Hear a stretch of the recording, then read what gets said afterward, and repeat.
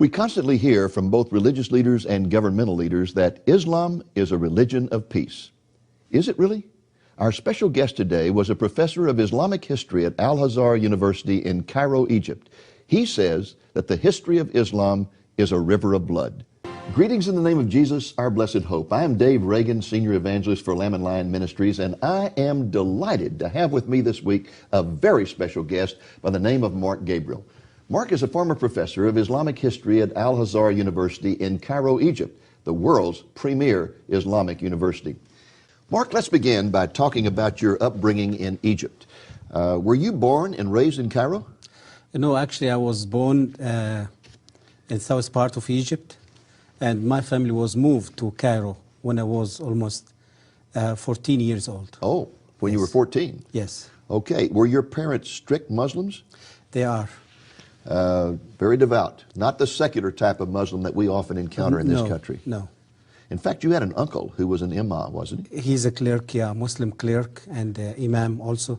Wasn't he the one who first began to inspire you to memorize the Quran? Yes, he took me when I was 5 years old, and he started helping me memorizing the Quran. And is it true that by the time you were 12 years old, that you had the Quran memorized? Absolutely. I spent almost 7 years exactly to finish memorizing the entire book. Now, Mark, yes. I have a copy of the Quran that is about that thick, and it's in very small print. Yes. We're talking about quite a lot of material there. Exactly. The size of the Quran actually is exactly like the size of the New Testament. So you had a book, the equivalent of the New Testament in length, memorized by the time you were 12 years old. By heart, absolutely. And you had it memorized in classical Arabic, right? Exactly, because the language of the Quran, it's classic Arabic. It's not dialect Arabic. It's not the Arabic you speak on the streets. No, absolutely and not. Probably at the age of 12, you didn't understand all that, did you? No, even when I finished my secondary school, only when I start to really, my high school, I start to recognize the meaning of the verses of the Quran and the teaching of the Quran. But it was a development, you see, from the time I finished the Quran when I was 12 years old till I finished my bachelor degree. From time to time it was a development taking place in understanding the meaning of this book. But when I finished my bachelor degree, I was already have the proper understanding of the meaning of this book. And why was it important for you to memorize the Quran as a child? Why did anybody put any importance on that? Is that something important in Islamic society? This is actually, it came as culture. Mainly, it's Islamic culture. And it wasn't just from the past 10 years or 50 years. It's from the very early time, the first century of Islam. Muslims start to take care of giving the Quran from generation to generation by memorizing the book by heart. Okay. Yes. Now, were you ever exposed to any Christians while you were growing up, either missionaries or Coptic Christians, the basic Christianity of Egypt? Absolutely. I saw Christians living in my neighborhood, living in my country, Egypt, as minority.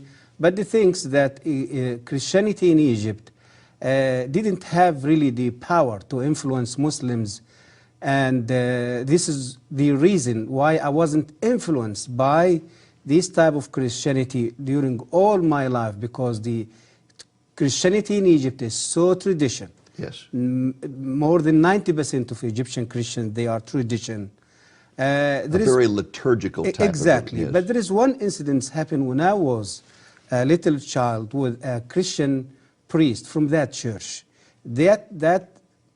What happened in that time really was left a huge influence over my spiritual life. Tell us about it. I was really become very upset and very angry, you see, of Christians and the Jews because of the teaching I started to receive every day in my school, especially when I was in my secondary school at Al-azhar Islamic Institute. So one day I decided really to fire the Christians, and so I find a Christian priest in that church was using the road outside of my house, going from his place to his monastery every day. So every day I stand in front of my house and I start to just hit him with the stones and with, you see. How old were you at that time? And that time I was 13 years old. And you're throwing stones at a Coptic priest? Absolutely, and I injured his head. I injured him in his head terribly, and they took him to the hospital. But this man, when he get out of the hospital, he just came just to find out what's going on with me, why I'm treating him that way. He came back and found you? Yes, yes. And he know my house, he know my family even. So anyway, this man, he didn't came to revenge or to treat me in the same way, but he came to advise me that there is a fire inside me, and that fire is going to burn me before burning others. Wow. So, and he came to show me, or to tell me that he forgive me. Even I injured him and I caused big injury to him. He just came to show me that he loves me, he forgive me, and he said there is no reason for you to hate me or to treat me that way. That really impressed you, didn't it? Absolutely. Was really influenced my spiritual life even when I grow up and I become one of the best students in my university. Now, you were basically sitting on top of the world as a person who was a professor of Islamic history at Al-Azhar University.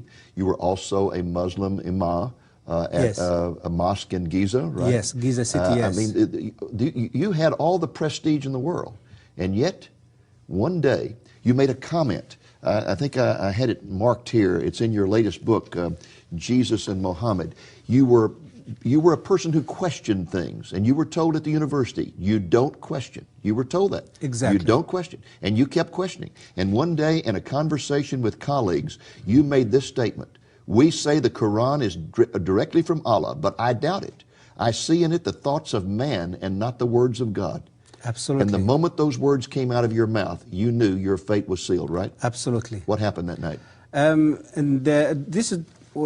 This was happened in a meeting between me and other professors from the university, and they just met with me and they discussed what is going on and what they heard from the student. They was think that I've been under pressure of foreigner influence or Christian influence, or so they just want to find out why I'm doubting Islam, why I'm just so. And I said that this statement to them. And then what happened that night? They become very upset. They kicked me out of the university. They fired me. The university fired me. And in the same day, in evening time, I was kidnapped by Egyptian secret police because they accused me that I convert from Islam. What happened to you after that arrest? They put me in the little cell in the headquarters of Egyptian Secret Service in the middle or the center of Cairo. They put me for 3 days with no food, with no water, and in the 4th day they start to interrogate me. They took me to one of the offices, maybe it's in the 6th or the 7th floors, and interrogating me during a day. And that 4th day they start giving me food and water, and because they want to stimulate me and just want to get information that they can. And they find out during the day they cannot just get what they looking for. And they start interrogating me during the evening time. So the evening time, it was the time of torture. With cigarette, they burned me with cigarette in different places in my body. And you can see here in my hand. They beat me. They put me in cold water. They put me in a little in a tank full, you see, filled with water, and they put hungry rats inside that tank, and they put me inside the tank. So you had rats for crawling over you all night? Whole night, and the rats just swimming over the water, you see, around my head. And did the rats bite you? No, at all. This is like Daniel in the lion's den.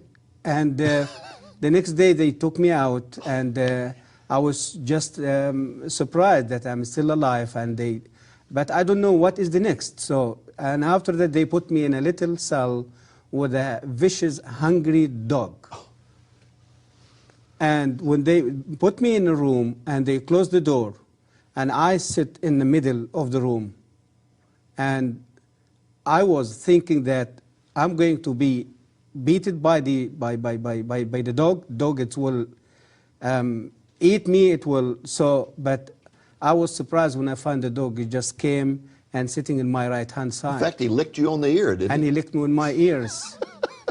And They must have thought that you were Satan or something to have such power. They said that. They said that this is a human being or something else. They wasn't really. They believe that there is some spirit or some. So at that point, unseen power. Yeah. didn't they decide to just turn you over to some guys in a cell and tell them that you had renounced Islam and let them kill you? Yeah. So this is the understanding that. I've been questioned by professors at the university. I've been fired by the university. To them, means this guy, he's just out of Islam now. He's convert now. In fact, they wanted to find out what missionary had converted you, didn't they? Exactly. And you hadn't been converted. Exactly. No, I have no idea about Christianity in that time. Yes. About Christ. I never even discussed Christianity. But automatically in Egypt, when someone decides to leave Islam, yes, they will accuse him automatically that he became under pressure from church or some Christian and he converted to Christianity. Well, how in the world did you get out of that situation without losing your life? I was crying before the God who was created me in that time. I wasn't know who is. Yes. After 15 days, my uncle, he was working as the vice president of Egyptian parliament. He was visiting Russia at that time. When he came back and he heard about my kidnapping, and so he came with permission from the government, and he came with his car and he took me out of the prison. So you got out of prison due to the political influence of a relative who had been out of the country. Absolutely. And then when you went home, I understand your father tried to kill you. My father, he tried to kill me later, after 1 year searching for God, find out who is God, you see, till I received a Bible from a Christian pharmacy. So when I start reading the Bible, I start to find the truth about Christ.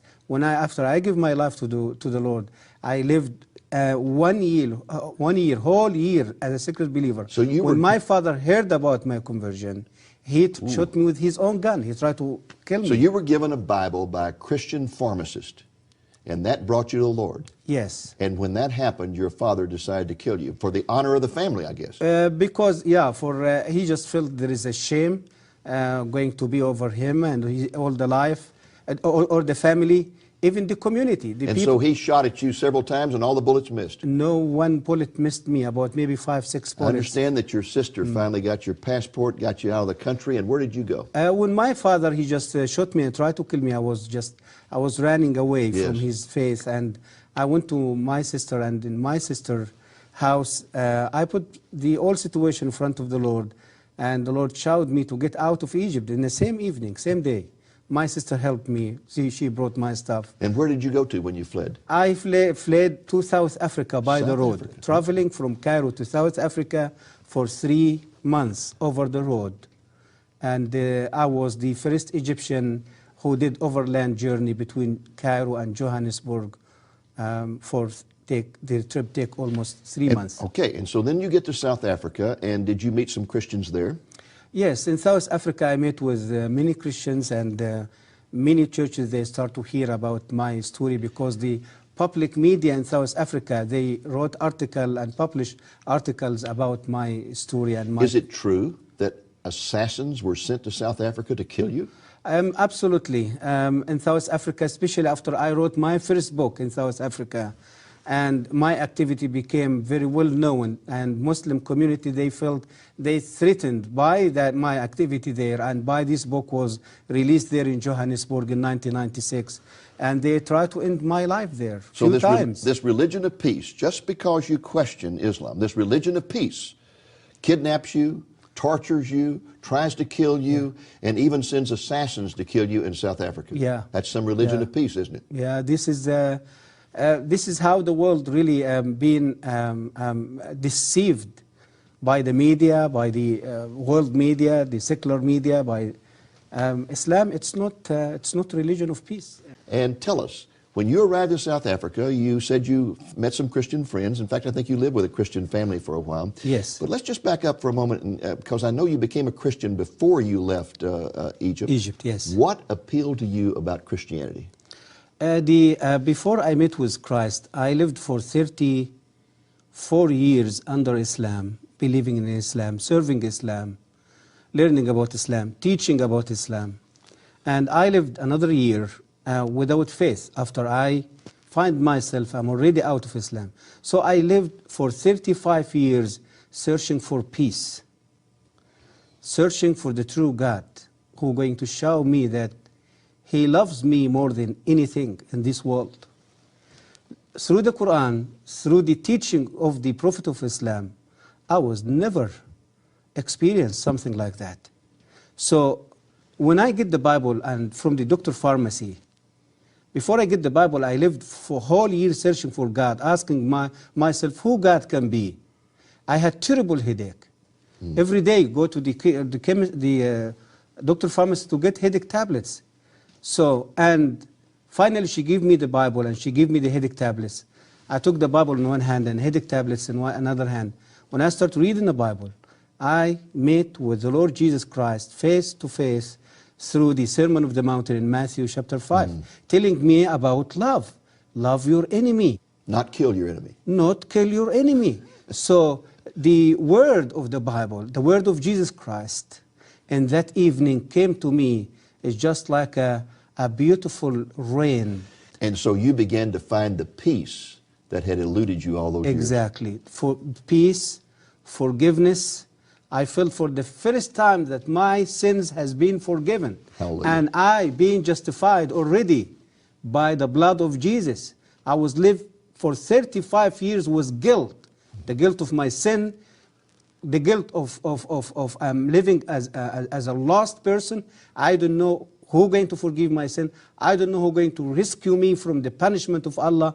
I do have no assurance that I can be in the right place, you see, Actually, to live the eternity. In Islam, you never really know for sure whether you're saved or not. Muhammad didn't know whether he was saved or not. Absolutely not.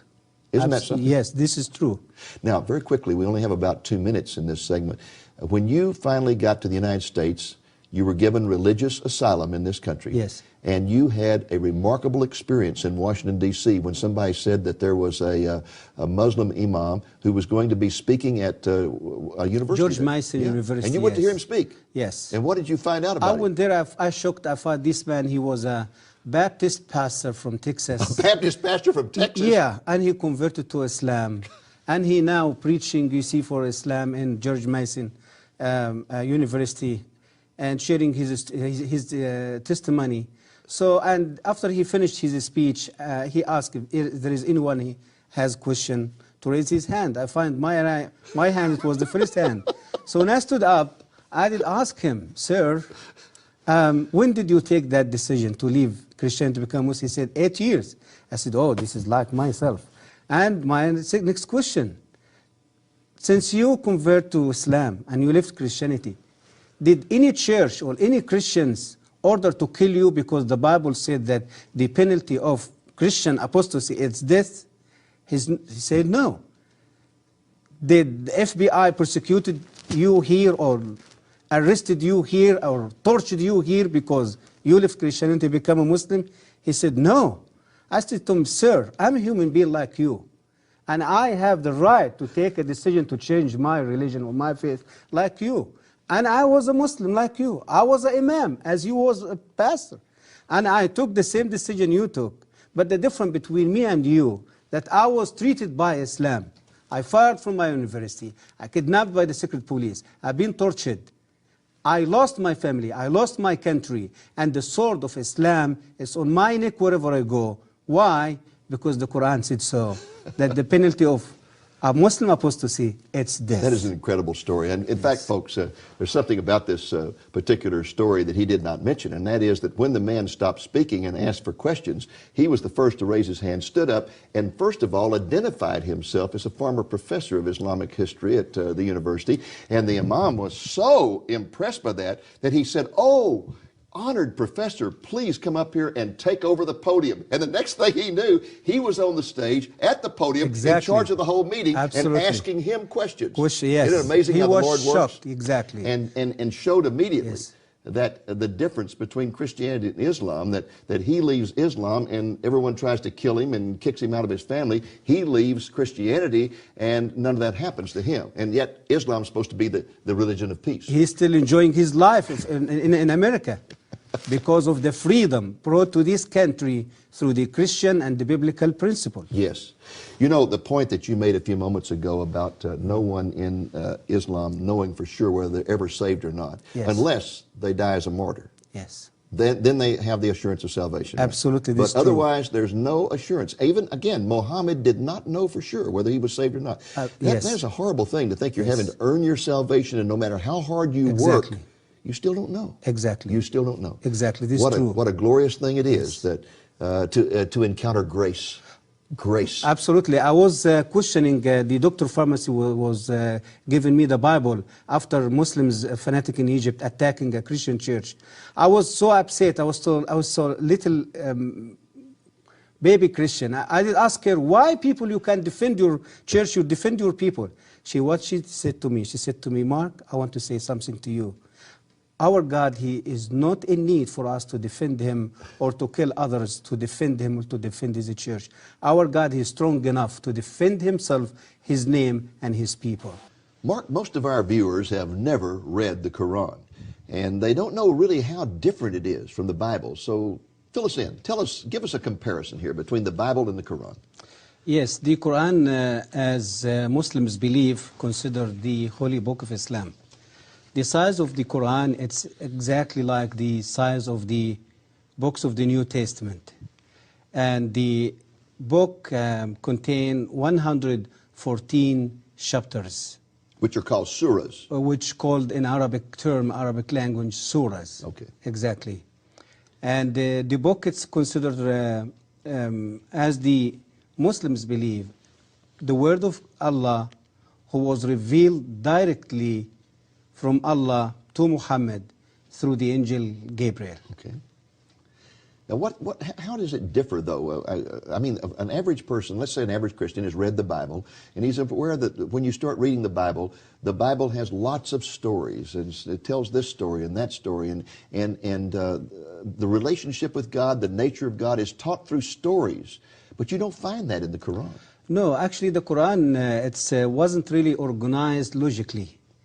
And when the Quran usually discuss about a specific story, for example, like the story of Abraham, or the story of Joseph, or the story of Moses, you're going to see that these stories, it's in all over the Quran. All over. So you have... somebody shot a shotgun. And exactly, exactly. And the Quran, even when they translate the Quran into English or another foreign non-Arabic language, they just transfer the meaning of the Quran, you see, to the English or another language. But even even you try to study the Quran, learn about the Quran from the English translation, you're going to miss more than 60% or maybe 70% of the real meaning of the Quran. I find it one of the most difficult books I've ever tried to read in my life because it is so disjointed. It just, there's a sentence here and then the next sentence may not have anything to do with that sentence and the one after it may not have anything to do with it. It's like in American literature we have what's called stream of consciousness writing, where the person just writes whatever pops into his mind, and he may be talking about a carnival here and about going to church there and whatever, and it just has no relationship one to the other. It's very difficult to follow. Exactly, exactly. Now, the Quran is supposed to be the words of Allah. Yes. The Hadith is another book in the Islamic theology. What is the Hadith? The Hadith, it's the word of Muhammad. In other words, the Hadith, it means what Muhammad said and what he did. So it's just, what you call it, it's the record of Muhammad. Okay. His life, his activity, his word, his action, his teaching, and the Muslim call it Hadith. So one, the Quran, is supposed to be the words of God. Yes. The other are the words of Muhammad. Hadith, it's the word of the Prophet Muhammad. And are they considered to be equal or what? Muslim, they are required to believe in the both books. Okay. Muslim, it's not enough to just believe in the Quran and decline or deny the Hadith. According to the Islamic law, if any Muslim going to deny any of the basic teaching of Islam, he will be convert, he will be out of Islam. And hadith, it's one of the most basics you see in Islamic faith. Okay. Now, another difference between the Quran and the Bible is that the Bible was written by individuals like Moses or Paul in the New Testament, where they sat down, they wrote letters or they wrote histories or whatever. But Muhammad never did really just sit down and write the Quran or write the hadith, did he? No, he just simply, for example, with the Quran, he was usually in trances and he would make statements and people would write those down. Exactly. And all that was compiled later on after his death, wasn't it? Exactly, yes. And the hadith is just statements that were compiled by compilers. It might be statements that wives remembered or friends remembered or whatever, and they just kind of put them all together. Exactly. All right. Exactly. Now, in the Quran, there are a lot of contradictions, as well as in the Hadith, a lot of contradictions. Yes. For example, you can find verses in the Quran that talk about loving Jews and Christians. Yes. And treating them with respect. Yes. Then you can find verses that talk about killing them. Exactly. How do you account for these contradictions? Did Allah change his mind? A Muslim, they justify this contradiction by Arabic term, and Muslim and Islamic principle, they call it naskh. Naskh or nask.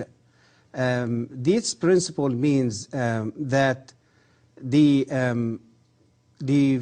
future verse going to come, it's going to decline or cancel the what you call it, the previous verse. Okay, so a later verse, yes, would cancel out an earlier verse. Exactly. This that might contradict with it. They call it naskh. If you ask them, but why Allah do that? They will say He do that for the benefit of Muslims and for the benefit of the human being and the people. I remember you giving an example about alcohol. Yes. Give us that example. Exactly. Like, for example, when Muhammad started to preach about his religion, the people in Arabia at that time, they was alcoholic addicts. They loves alcohol. They cannot live without alcohol.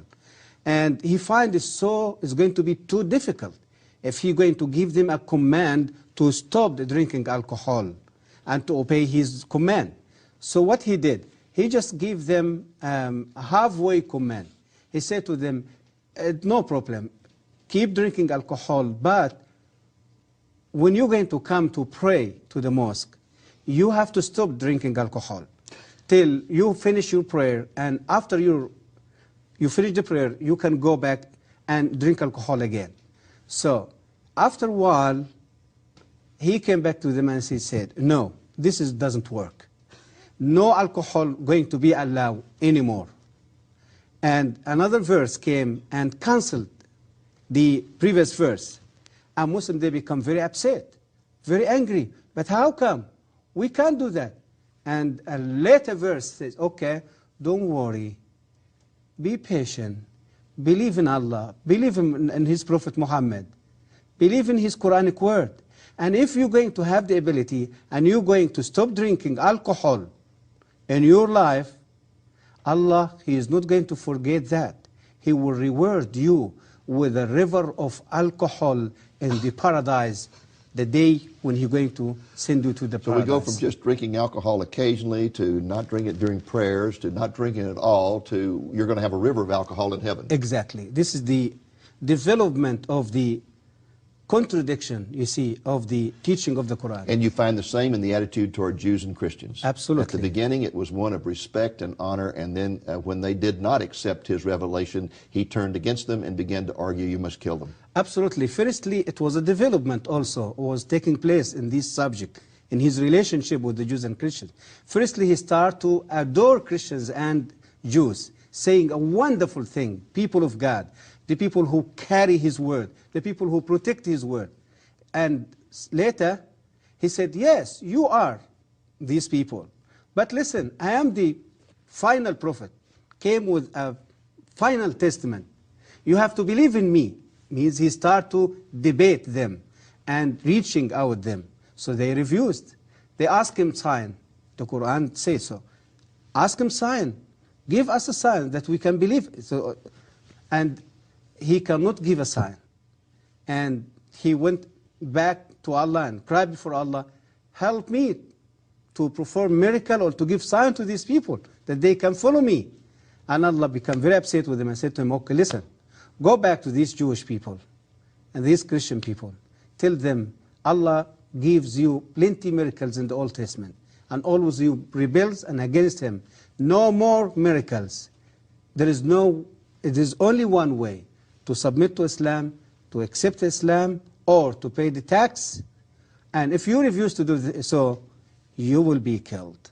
So it was development also taking place in this, you see, in this contradiction of the teaching of the Quran toward the Christian and the Jews. Mark, let's talk a little about the Muslim view of Jesus. I read in the paper recently where a Muslim imam was invited to speak at a large Christian church in the Chicago area.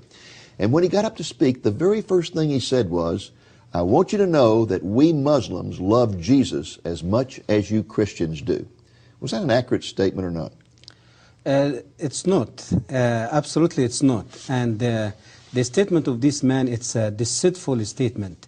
Why? Because the image of Jesus Christ in the brain of Muslims, in the Quran, in the Hadith, in the teaching of Muhammad, it's totally different than the biblical Jesus. The Quranic teaching and the Islamic teaching about Jesus, it's Jesus, just he is the son of Mary. He was born from Mary through a miracle performed by Allah. And he cannot be the son of God. He cannot be God. He wasn't crucified. He wasn't shed his blood. All the biblical view about the identity of Jesus Christ, it's misinterpreted by the Quran and by the Islamic teaching. When this man say a statement like that, he absolutely deceived the Christian congregation in the church as the Muslim imam after September 11. Yeah, just trying to get them on his side. Exactly. Right? Yeah. Deceived the world through the secular media by telling that Islam it's a peaceful religion. Now, same way. Let me make sure I understand this.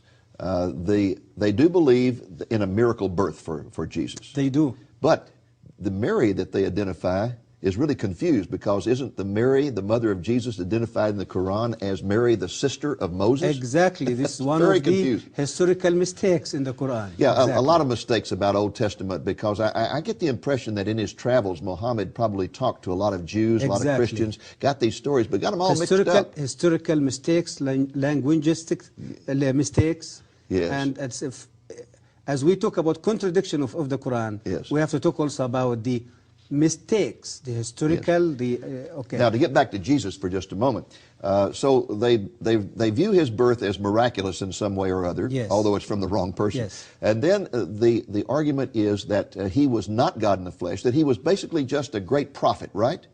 Yes, he considered one of the Uli al-Azm min al-Rusul, means the greatest prophets, okay, means Muhammad, Moses, Jesus, Abraham. So they consider him one of the greatest prophets. But Muhammad being the final and greatest of the prophets. He is the greatest and he's the final one. Okay. Now, did you say that they deny the crucifixion?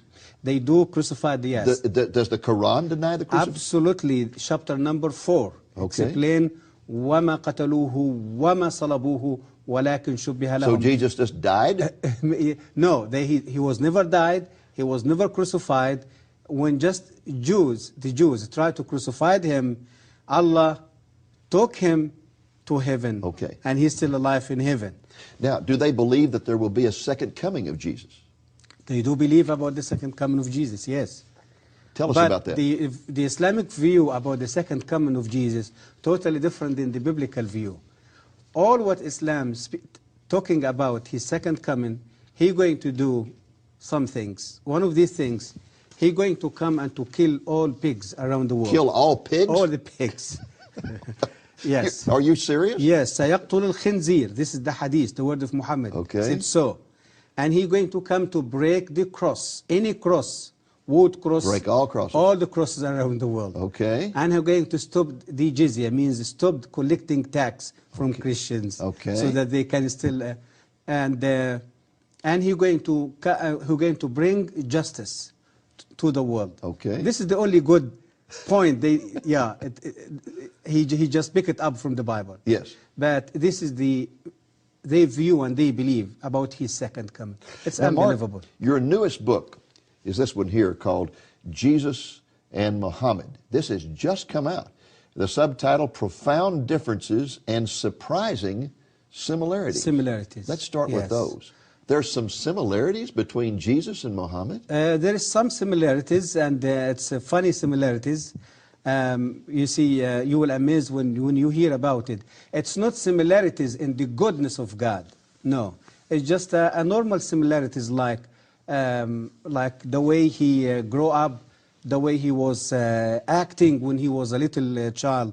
Like, for example, Islam speaks as Jesus, as the Bible told us about prophecy, prophesied about the coming Messiah. The Islamic side, they say there is prophecy, prophesied about the coming final prophet. Okay. When Jesus, he was a little boy and just go to the temple every time. Yes, Simeon prophesied. Exactly, yes. Exactly. Simeon prophesied over him. There is another Arabian guy, his name Waraka bin Nawfal. It was the cousin of his first wife. Yes. They said he prophesied about his coming. Okay. About Jesus going to the temple and debating the Jewish leaders, religious leaders. Muhammad, he go to the center of the religious center of Mecca, called al-Kaaba at that time, debating with religious people. Or you see the so there is some similarities, like Jesus, it chose 12 disciples to spread his message. Muhammad, it chose 12 we can say friends, or 12 leaders to lead his army and his military in exporting Islam out of Arabia to So you're really talking about some similarities that are not really all that significant. Exactly. But the contrasts are something else. And to get into those contrasts, tell us a story very of the Muslim woman that you met in South Africa. Very deeply.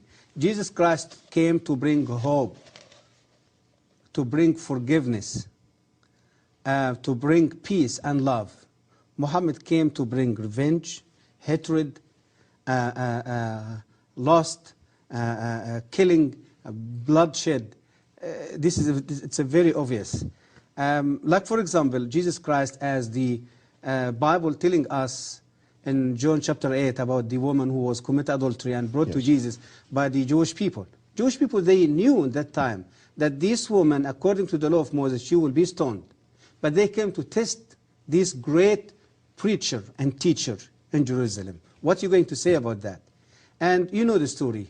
He confronted them. He asked them, if any one of you live with no sin, just come and stone her. Because they knew the fact about themselves that they are sinners. They left the woman in front of him and they just walked away. Jesus came to the woman and asked her, there is any one of these people judge you? She said, no. He said to her, even me, go back and sin no more. In other words, Jesus, by what he did and said to this woman, he fulfilled his word that the Son of Man came not to kill or to destroy, but to give life. That he is the way, he is the truth, he is the life. He came to bring life. What happened when a woman in adultery was brought to Muhammad? The history repeated itself in an amazing way when 600 years later Muhammad received Muslim woman adultery. Muslim woman was commit adultery, and the reason that Muslim brought her to him because the Islamic judgment of adultery wasn't established yet in Islamic law. So Muhammad asked the woman, do you really commit adultery? She said, yes, Prophet, and I'm pregnant now. And he asked her, fine, go back home, wait till you deliver your baby, and wait with your baby, nursing him or her, and for 2 years, and then bring your baby and come back to me. She did. She delivered the baby. She nursed the baby for 2 years. And she carried her baby, and she gave the baby a little piece of bread, you see, to eat it, just to show Muhammad that the baby, he can eat now. He is not in need for milk, for nursing anymore. When she came to him, Muhammad took the child from her, commanded his friend to dig a hole in the ground. They put her in a hole. Only her head was above the ground. They stoned her and killed her in front of her baby. Now, folks, let me tell you something very amazing about this. When Mark was in South Africa, he was living with a Christian family, and they invited him to go meet with a Muslim woman they had met who was living in abject poverty. And when he went in there, she was greatly honored when she found out he had been a professor at al-Azhar University. Oh, she was so honored. And she began to honor him. And he said, well, you don't understand. I'm not a Christian anymore. I mean, a Muslim anymore. I have become a Christian. Then she was astonished and upset. And she asked him why he would leave the Islamic religion. And he told her the story. He told her the story about Jesus and Muhammad. This story he just told you, he told us that story. And the woman began to weep and weep and weep. And he said, why are you sobbing? She said, I am that woman. I am that woman. I am living here in abject poverty because I committed adultery. My family's trying to kill me. I'm hiding out. I want Jesus. I don't want Muhammad. And through the telling of that story, she accepted Jesus. She accepted the Lord Jesus Christ. He delivered her baby. Her baby was baptized in Baptist church. And we just praising the Lord for that. The whole book, Jesus and Muhammad, that tells stories about amazing parallels between the life of Muhammad and Jesus, where they had similar situations, and shows the difference in the way in which they responded to them. Mark, our time is almost up. We have just about 1 minute. Would you just look directly in the camera and talk to any Muslim who may be watching this program? What would you say to any Muslim? I would like to say to any Muslim man or woman in any place around the world, Islam will not give you peace. Muhammad will never lead you to a right way to connect with God and to experience His love, His forgiveness, His peace. There is only Jesus Christ can give you the peace in your life, can forgive your sin, because He is the Lord of Lords, He is the Prince of Peace, He is the forgiver. He the one came to tell us about the secret of heaven. He is the one came to connect us with the God Father. Muslims, man or woman, please think carefully about your life first, the condition where you live under. Look about the miserable life which Muslims living in any part around the world. Hatred, bloodshed, killing, conflict, terrorist. There is only way for you to get out of this mess is just to accept the Lord Jesus Christ as your Lord and your Savior. And by meeting with Him face to face, you're going to experience the gift which you're going to receive through Him. Your sin will be forgiven, your heart will fill with love, and you're going to experience the forgiveness, and you're going to feel and experience the freedom from sin and from the bondage of Satan. And you're going to find your way to God, and you're going to find you are in the right place. I pray for you, and the power of my Lord Jesus Christ, able to reach your heart in the same way He did with me.